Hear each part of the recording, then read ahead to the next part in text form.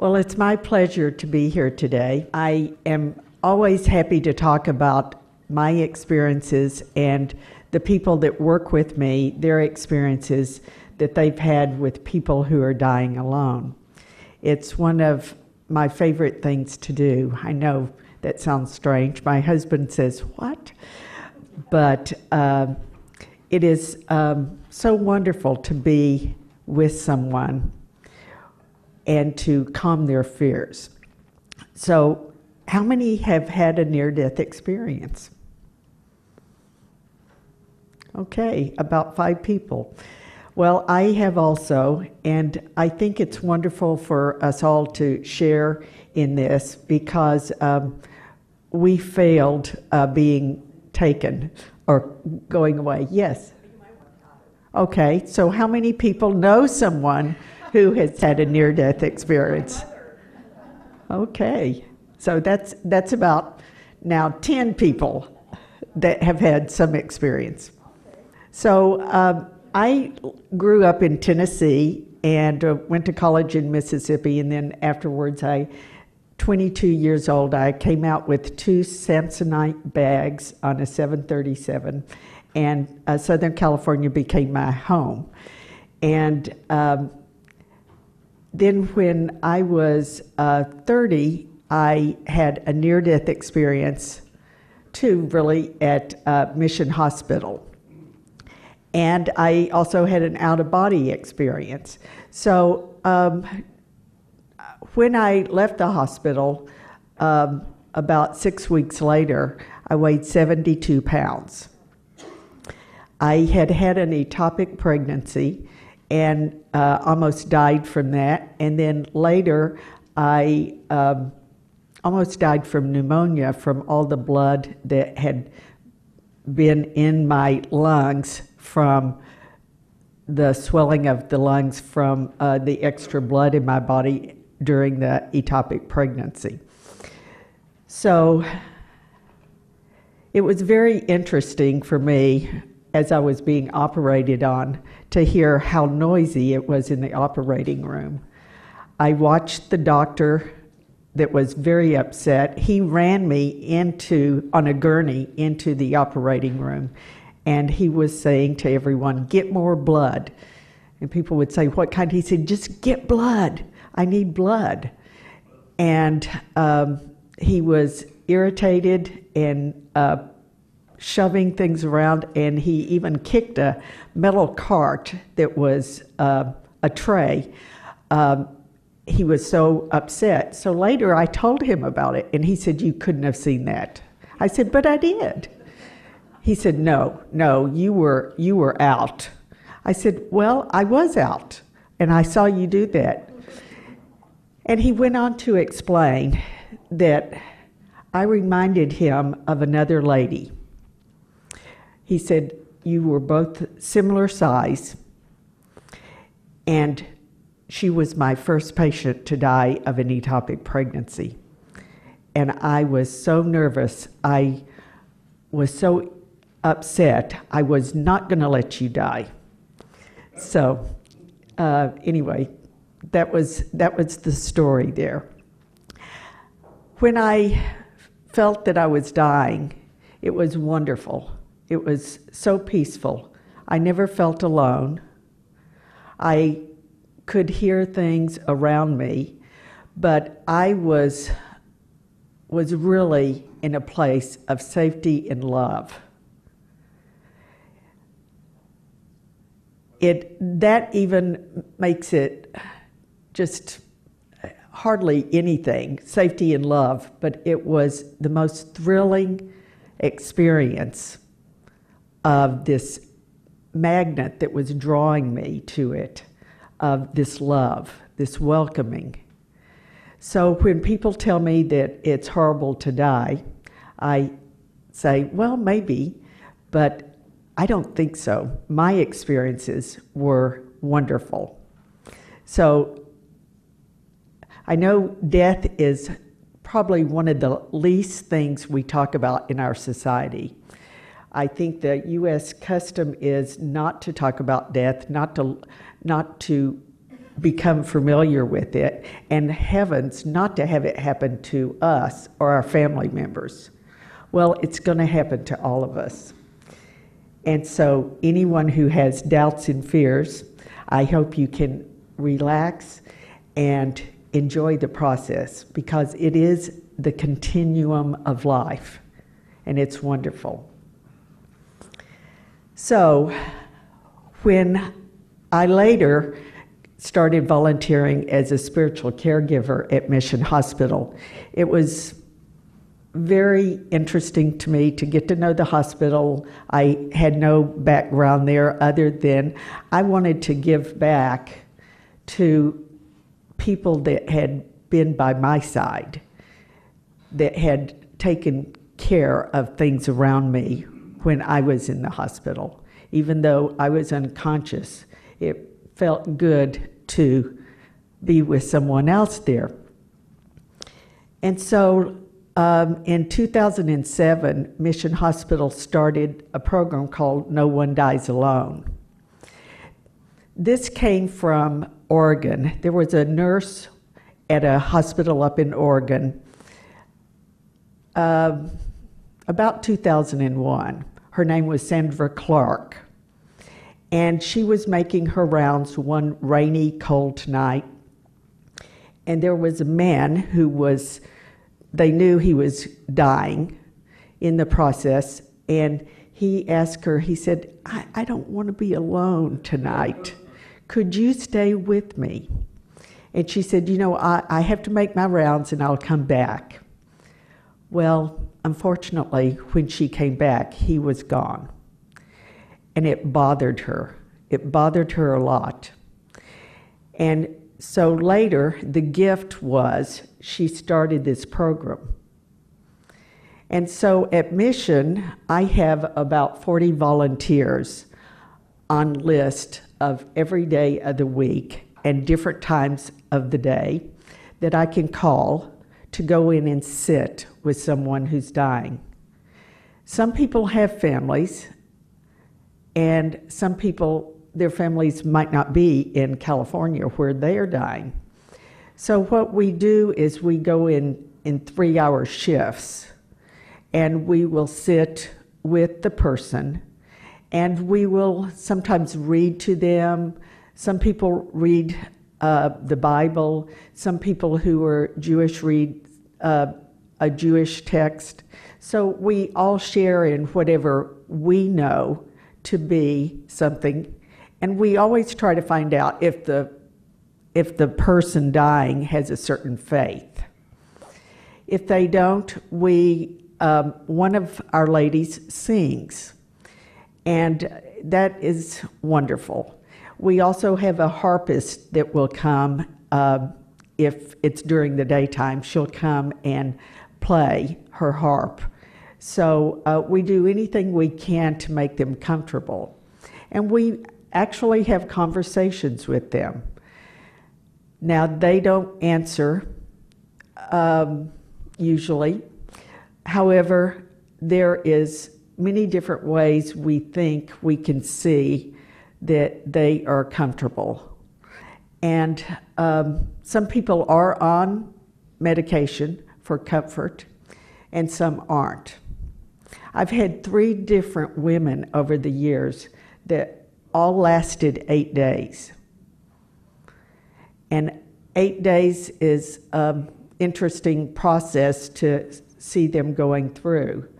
I was shocked at how I could see their body changing. And many people will come into the room, not many, but someone will come into the room while I'm there, a nurse or someone else, and they say, look, she looks like an angel. And I see their skin color changing. I see this sweet sereneness about them. And so these are some of the physical signs we can see, especially when it's over an extended period.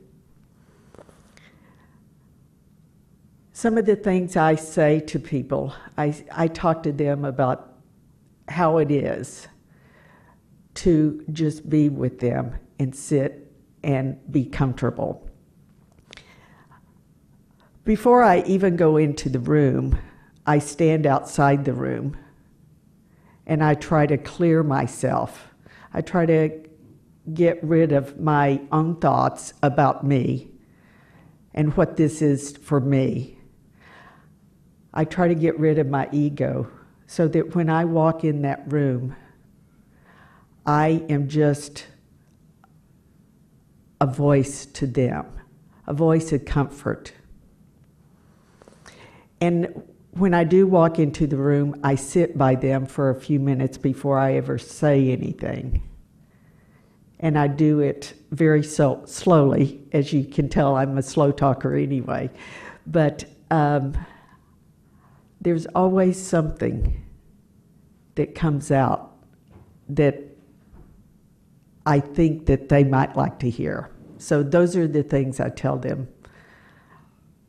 I talk to them about their life, their family, and why they're here doing what they are. So,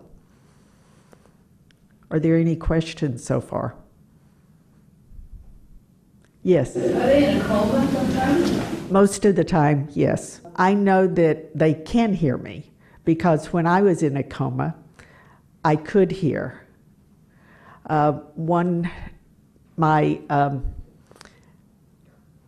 of the doctors was probably about 35, and I remember one day I was in a coma. I could hear things, but I could not talk. I could not move. I could not open my eyes. And he stood over me, and he sounded like he was starting to cry. He said, "You're only 30. You're too young to die.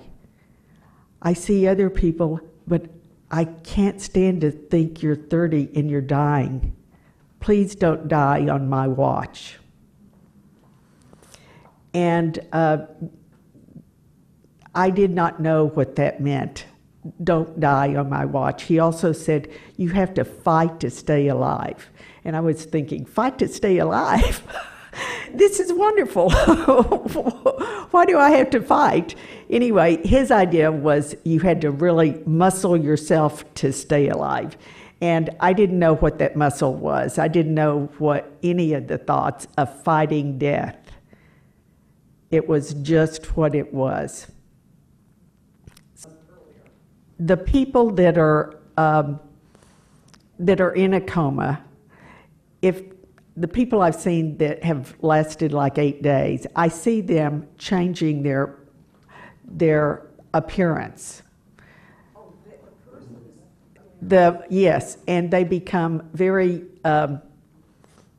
ethereal. Their skin changes, and they look just beautiful. They do look like angels.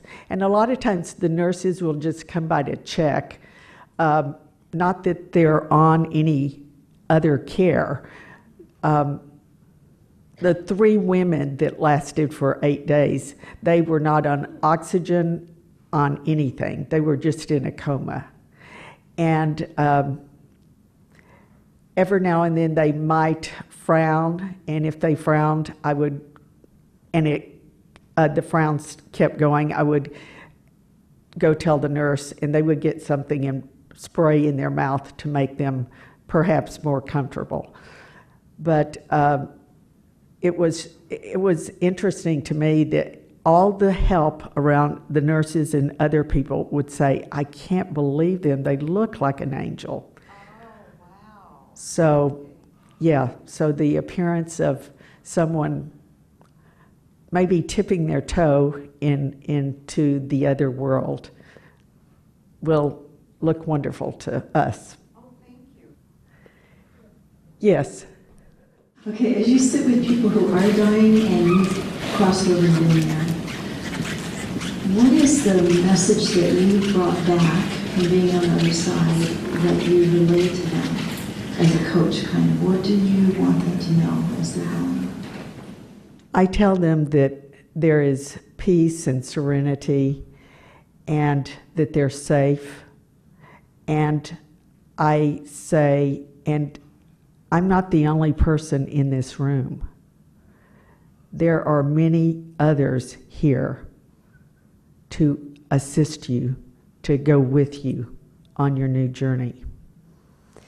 Now, how do I know that there's others? Well, once in a while, someone will show themselves to me.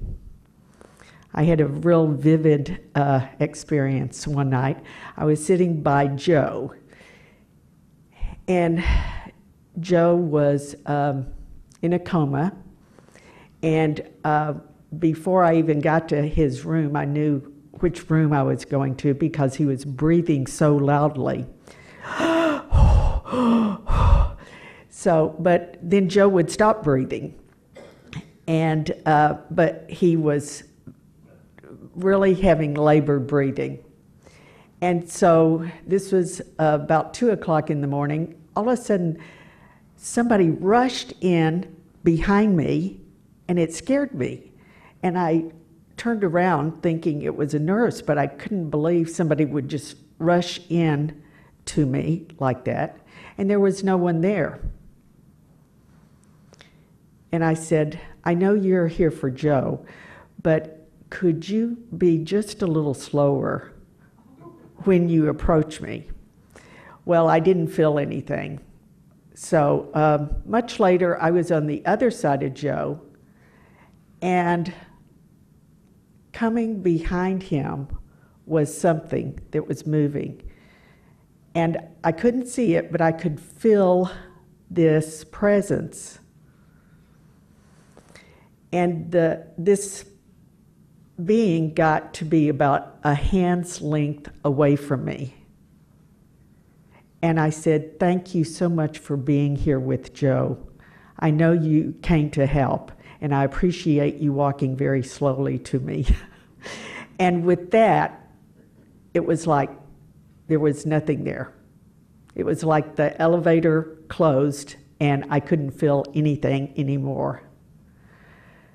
So with another person, I was at her home when she was dying, and she sat up and talked to someone. And she said, that's Mom. Did you see her? And I said, no, I didn't. And she said, that's my mom. She's here for me. And Susan had one tear in her eye, and she died then in my arms. She reached out, and I put my arm around her, and that's how she left. And it was really a thrilling experience for me. It was thrilling in, not like a chocolate sundae, but it was so heartwarming to know that we have, not only us, but we have all our loved ones. If they've gone before us, they might not be in the room, but someone will be there for you. And what could be more comforting than knowing that someone is there to escort you? So I know the stories are a little bit strange, but those are my experiences. I feel that I've been blessed to be a spokesperson for people who are dying. I feel that most all the death I've seen has been wonderful. And when we have someone who is waiting for their family to arrive, one fellow who lived in Arizona, had lived in Arizona, he was here and he was dying, and he was only about, I think, 48. And his brother was trying to get here. And his brother would call the nurses' station and say, I'm at so-and-so, I'm still on my way. So he called when he was at the border of California-Arizona line, and the nurse came and told me. So I told the patient, your brother's on his way. He'll be here in about 2 hours. And I continued to say, your brother's on the way. And his brother came into the room, and I left. I just stood outside so he could say goodbye. And within about 10 minutes, the brother had died. And his brother was very happy that he had made it. Another thing we do is we try to give permission for people to die, to let them know it's okay. So when I was having my experience, I remember thinking, my parents are going to be sad, but they'll be fine. I thought of everyone I knew, and I knew that they would all be fine. And I also knew, as I was thinking about myself, that my life hadn't been perfect, and I hadn't done everything that perfectly, and there would be things I would change about my life, but I was okay. I was just being a human. I was just having a human experience. I felt no judgment at all, which is nice. But I knew that there was nothing to really forgive, that being a human is the best we can be. And that's what all of these experiences are that we have here. We're not happy all the time. We're not sad all the time. We're not angry all the time. We're a variety of emotions and experiences. And how we judge ourselves a lot of times is pretty harsh. And we judge each other also harshly. But all of this slips away when you're really going through this experience, or it was for me. Yes?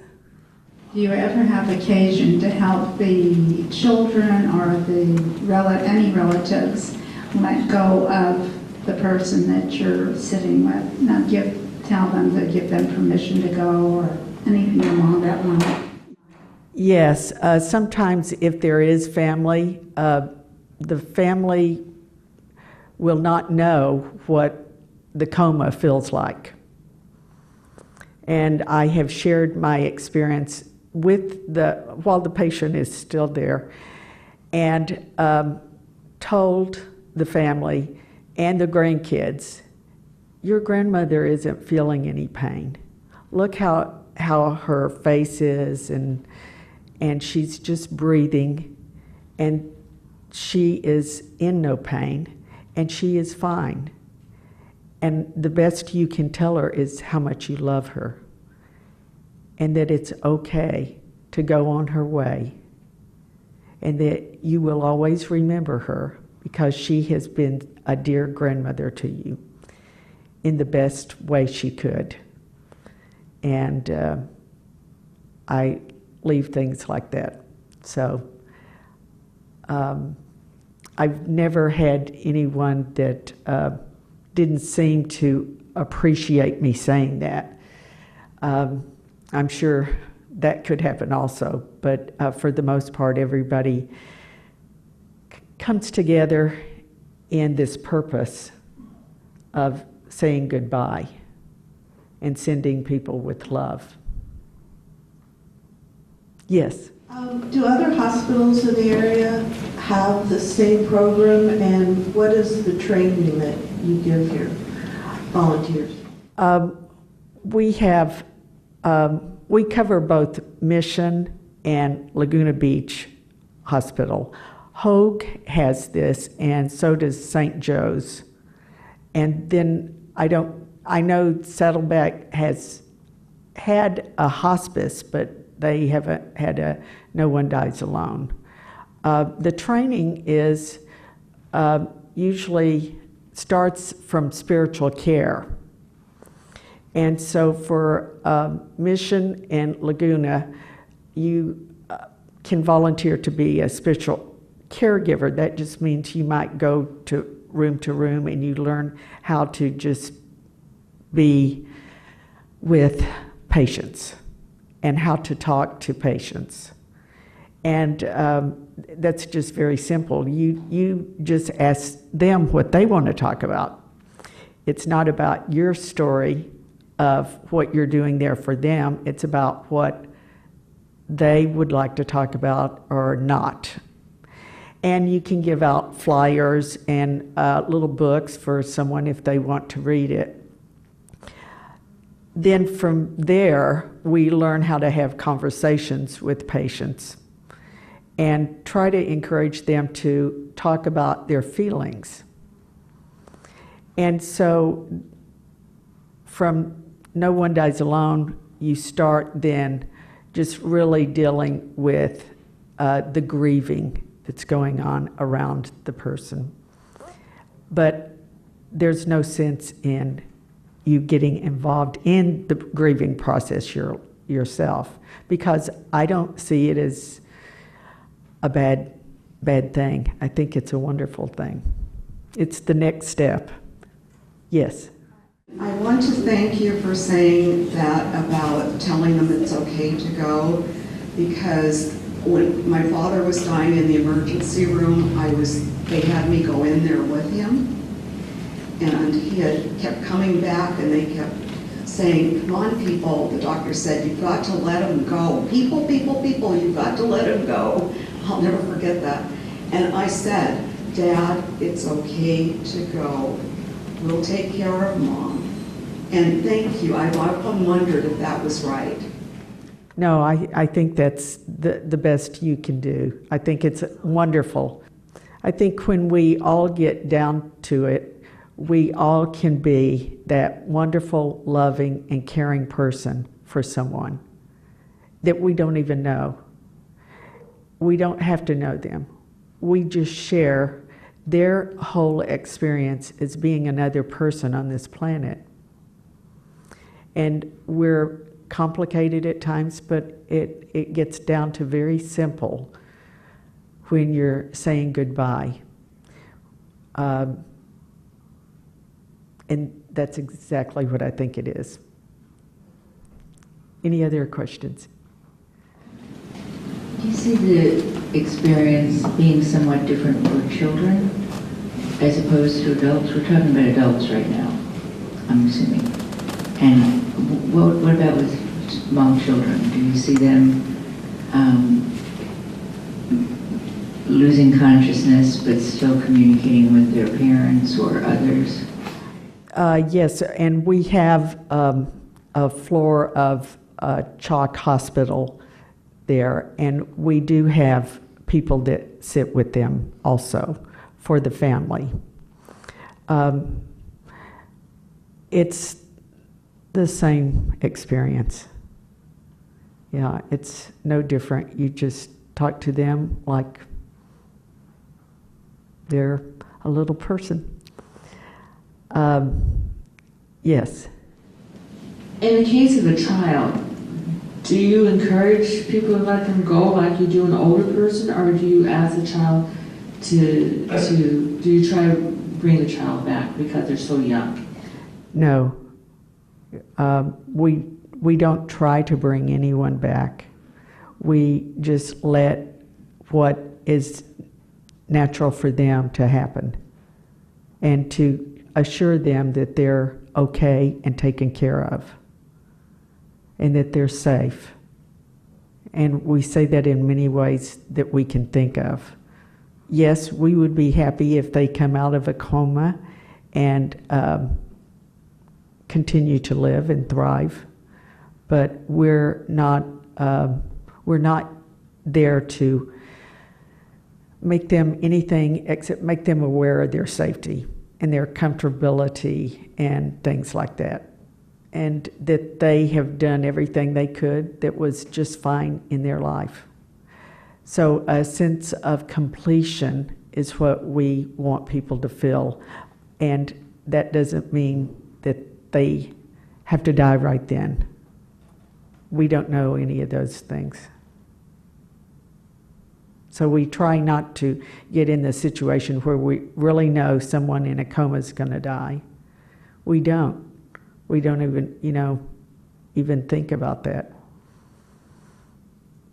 I remember that when the one doctor that sounded like he was pleading with me to fight death and stay,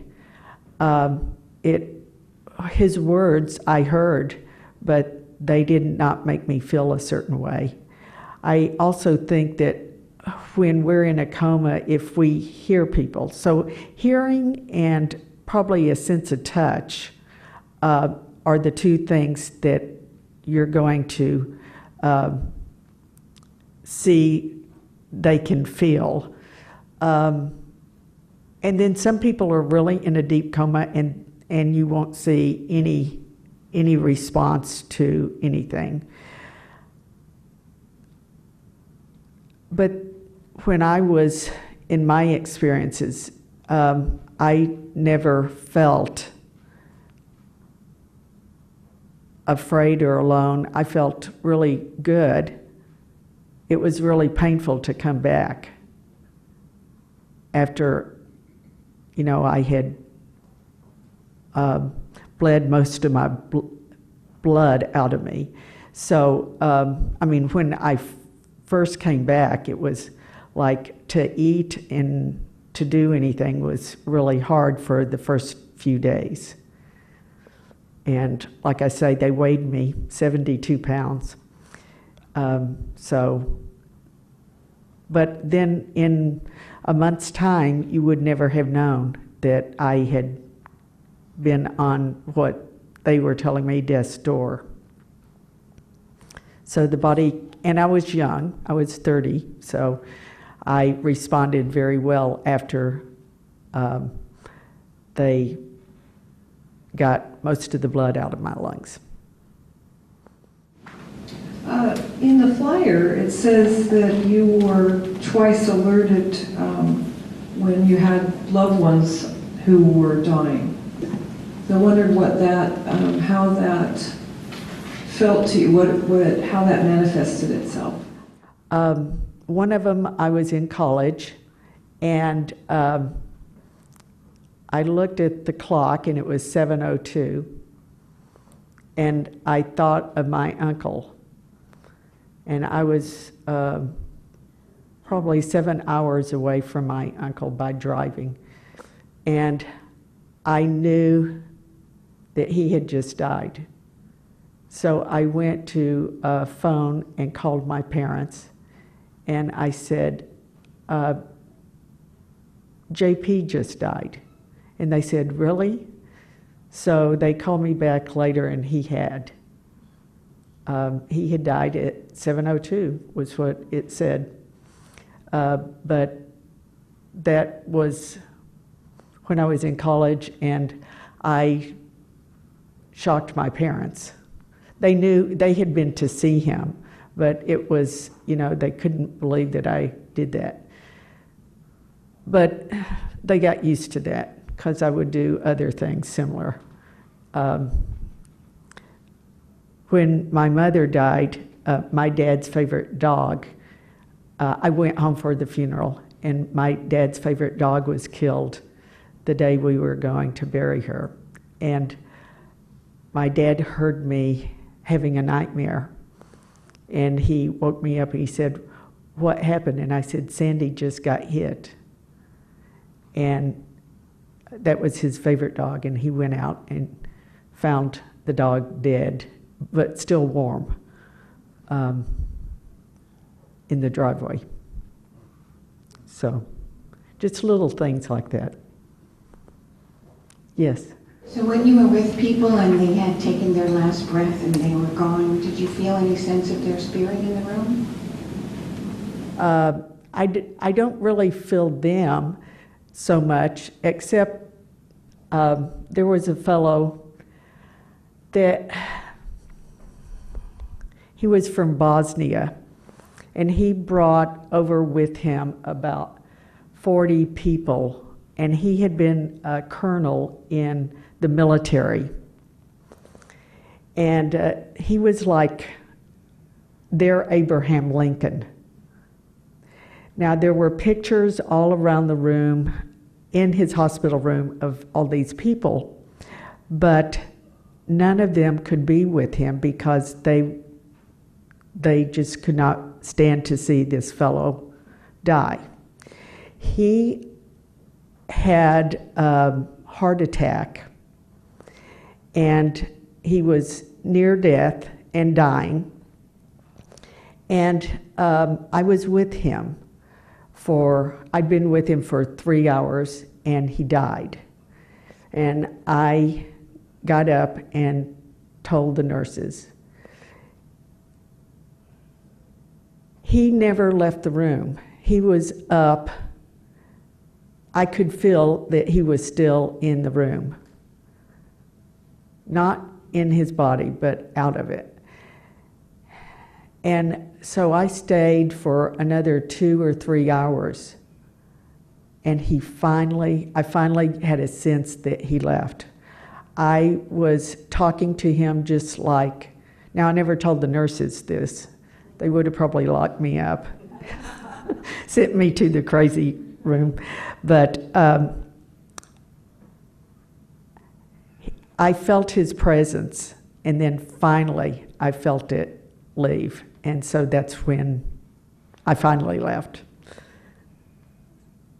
So sometimes when people linger and they don't die in a day or two, I run out of people to sit. There's a few of us that will do this, though. We'll stay.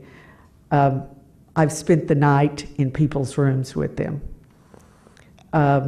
Just because I wanted to be there for them.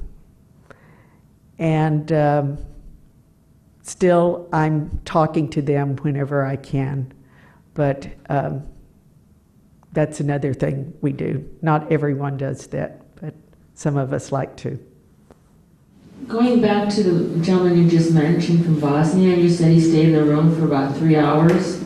Was the body still in the room, or had they removed the body? No, the body was still there. So he stayed with the body. I was just curious if they had removed the body, if he was staying with the body. Yeah, I think so. I think he might have been shocked that he was dead.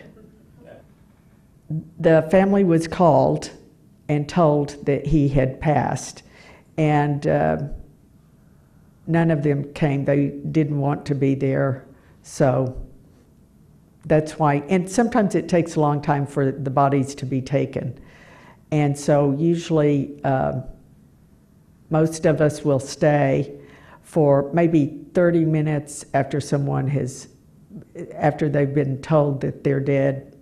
We'll stay 30 minutes, whatever, with the body and just be a presence in the room. Can you actually describe how you felt while you were waiting in the room? Yeah, sure. You had some feelings, you had to have some. Oh, no, I continue to express that I'm happy that the person is feeling comfortable and gone, but I don't have any feeling of loss.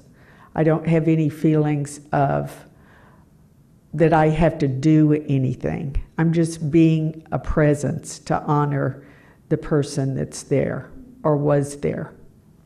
So I don't have any real judgment of how I feel.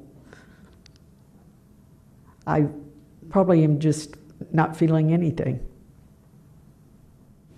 You mentioned when people linger like the one man did.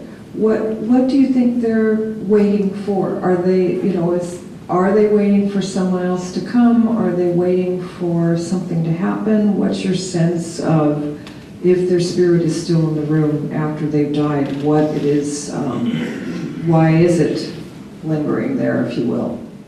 I really don't know why someone would stay, except maybe they're curious. I have no idea, but everyone, is born a different way. Everyone, I think, kind of dies a different way. I think we're very similar in a lot of it. But the fellow from Bosnia, I just don't know why he stayed. But he did, or I felt he did. And then I had the real sense when he left. I felt, now, I can't, I don't have a Geiger counter or anything to go around the room and see if there's some static or whatever, but I just accept what I think I feel.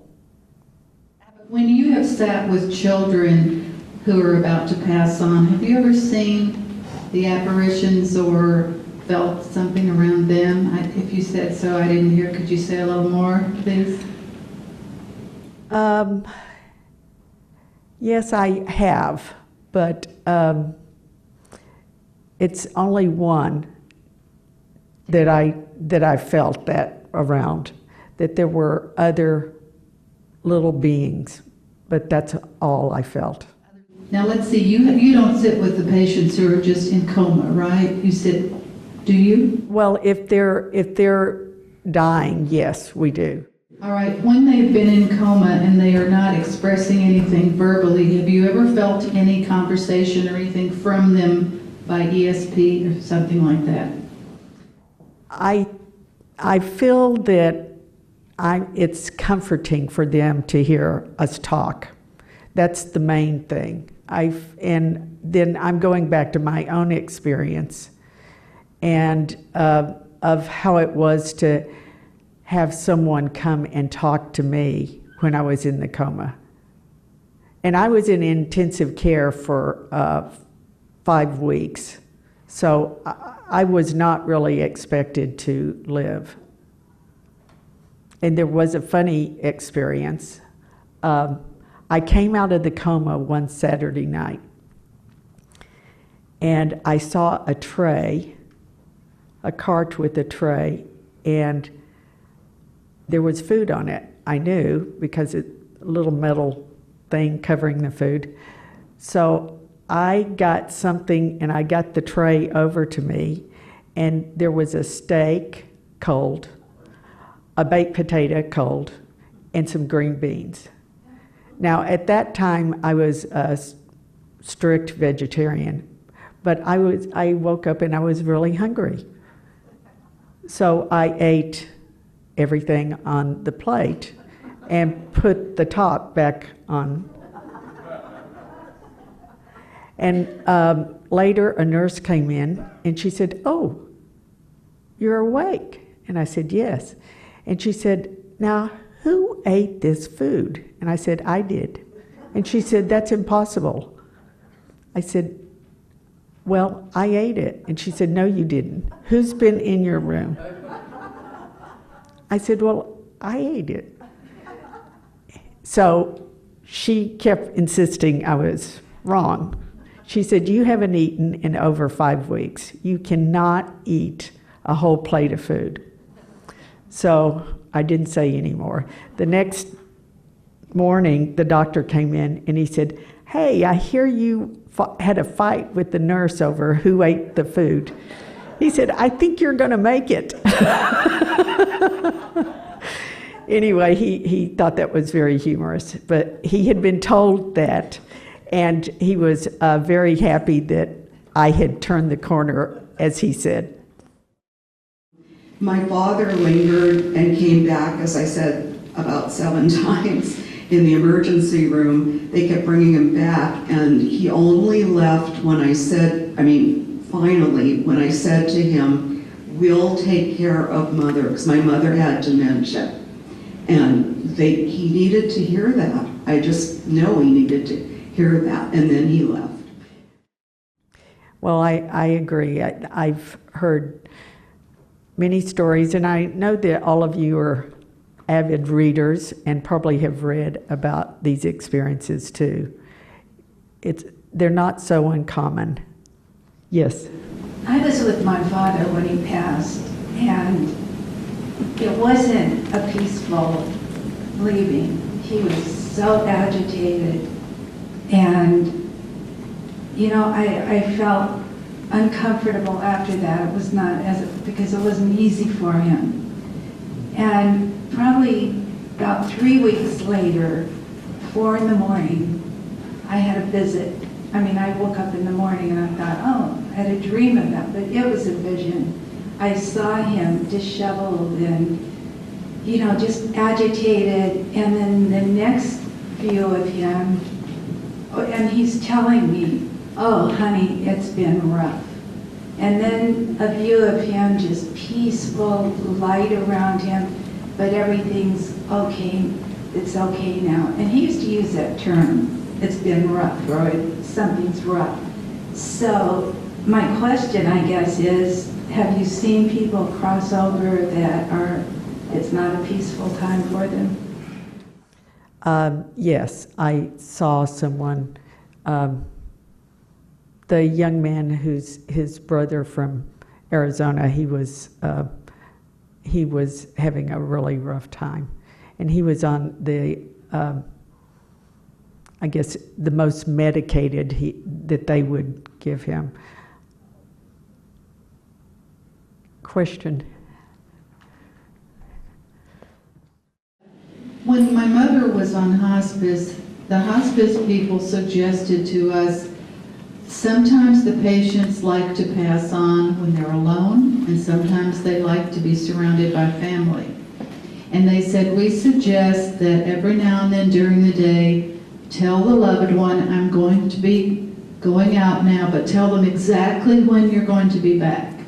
So I told my mother, I'm going to be gone 1 hour, right down the street to the beauty salon.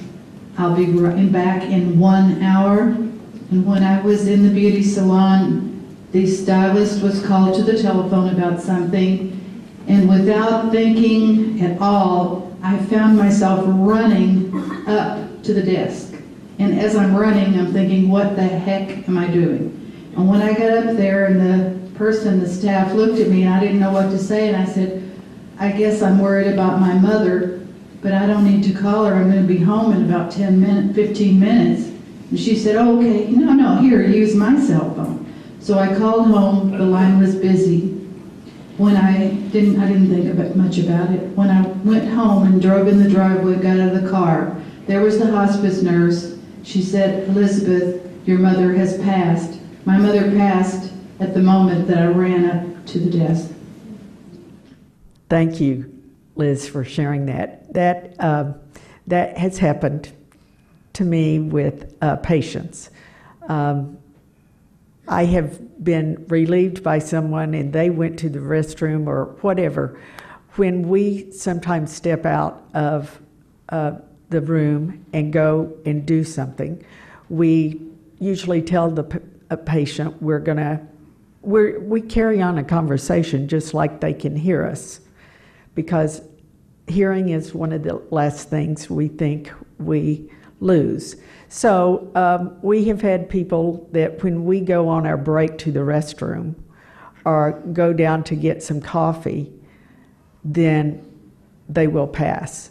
So that's part of the training that we train the new person for No One Dies Alone. We tell them, don't worry about that. They wanted to pass alone. And it's just like I had a friend who had a dog that went away to die. I've had a cat that did that. So everybody has their wishes, and who are we to force anything on here, especially someone else's life and what is important to them? We've been with a couple people who passed, and it seemed, I had a sense that maybe the spirit had left, but the body was like a car that keeps chugging, when you're trying to turn it off, and have you had experiences like that? Like the body sticking around after the spirit's gone? No, I have never had that, where the body's still reacting and they're already dead. No, I haven't had that experience. Yeah, I was with my dad while he was going through the process, And I knew exactly when his spirit had just left. And he did not die for probably another hour or two, physically died. But his spirit just left the body. So that's what you're seeing also. I wanted to ask, now they're talking about physical in the body and everything. Well, my mother-in-law died, and the day before she died, we went to see her.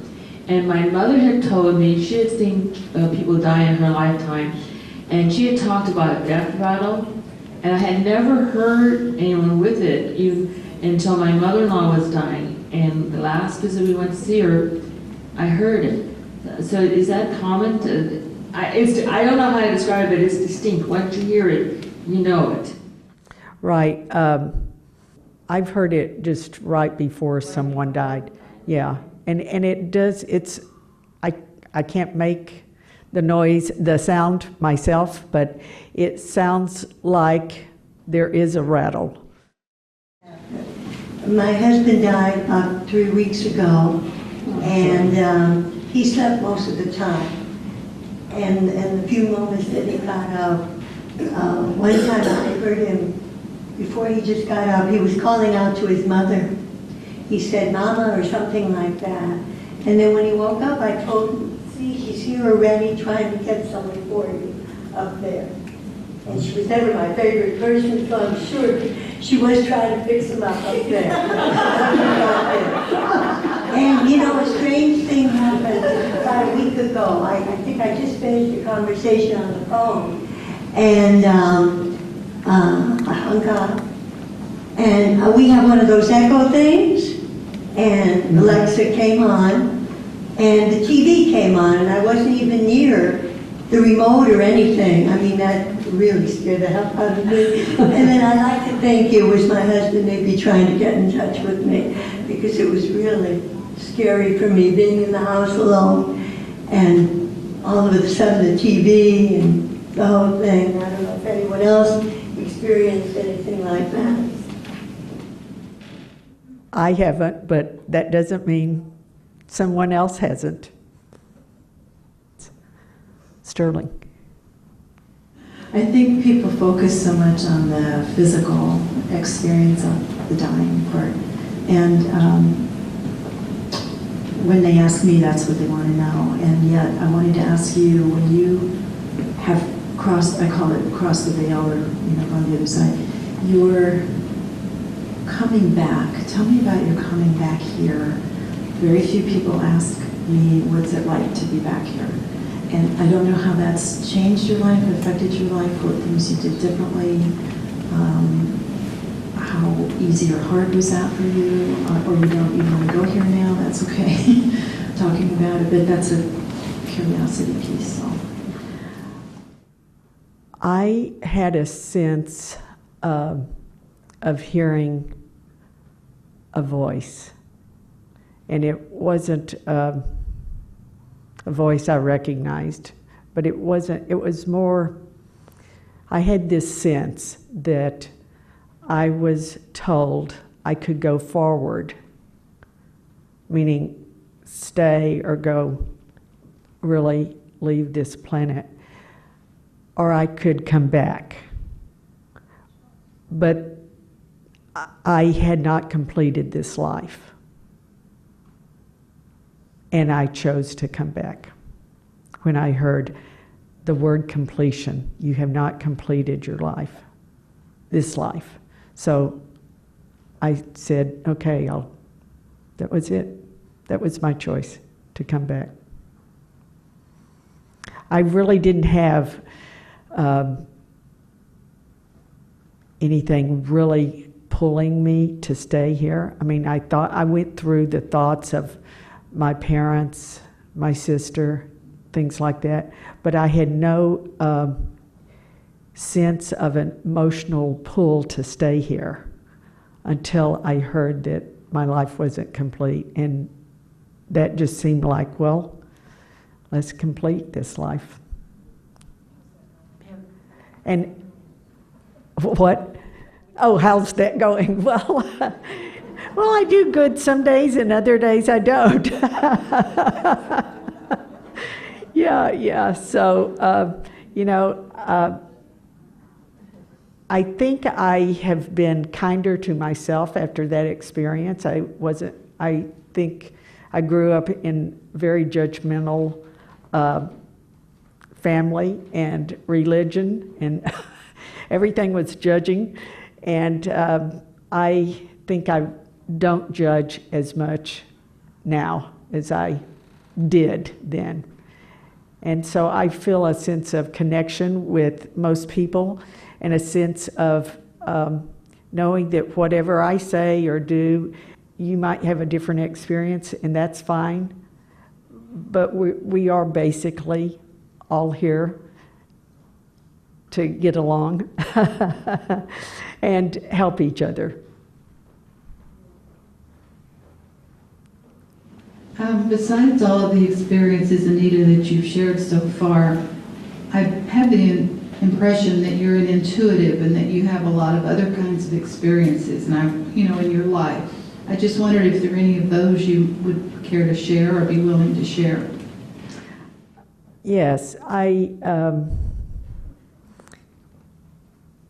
had things that have happened that I've done something contrary to the way I normally would.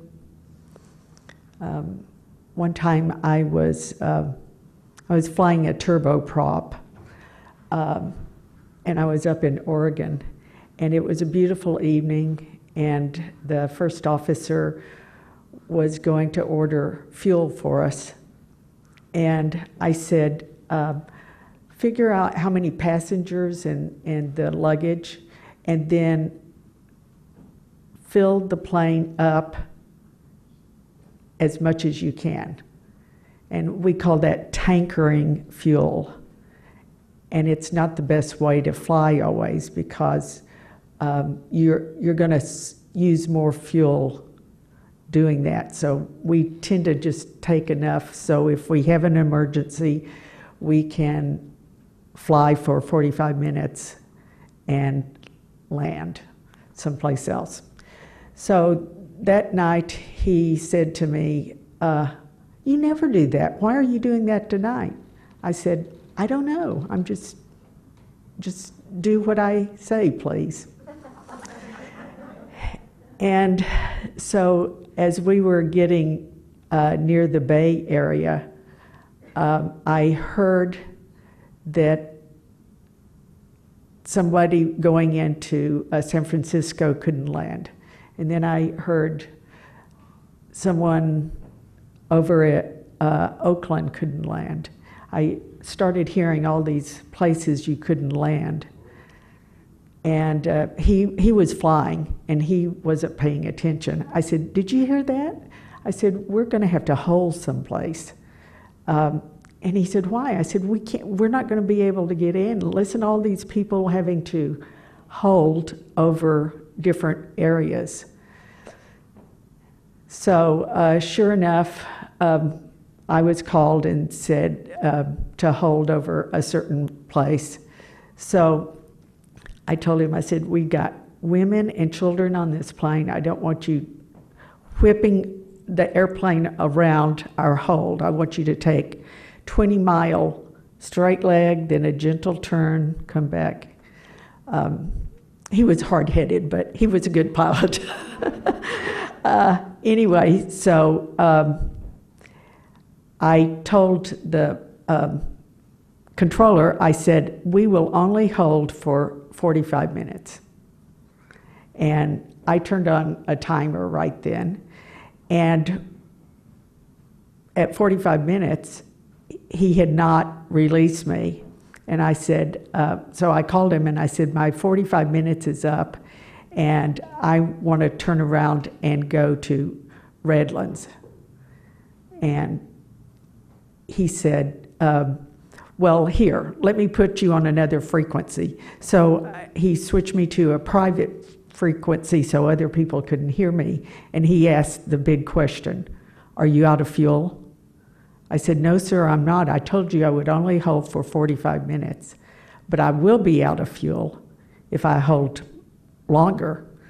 So he said, okay, where do you want to go? So he gave me a heading, and we went there. In the meantime, we were hearing other people doing things. My first officer started saying, let's just go to Sacramento. We can get in there.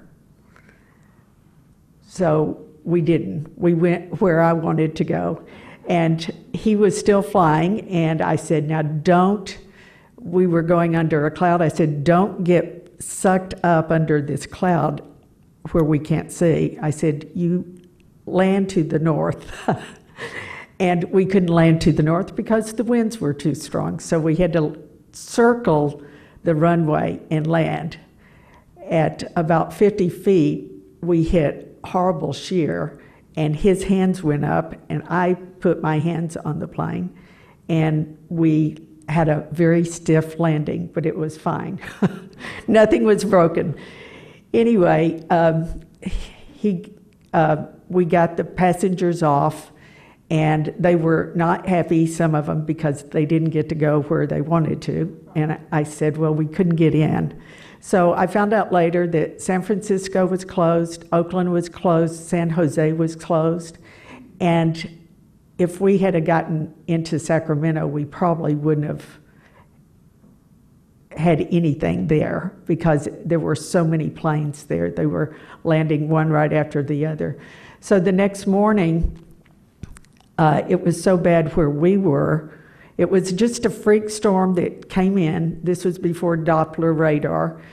And the hotel I was staying in, the Holiday Inn, all our windows were crashed on one side of the hotel.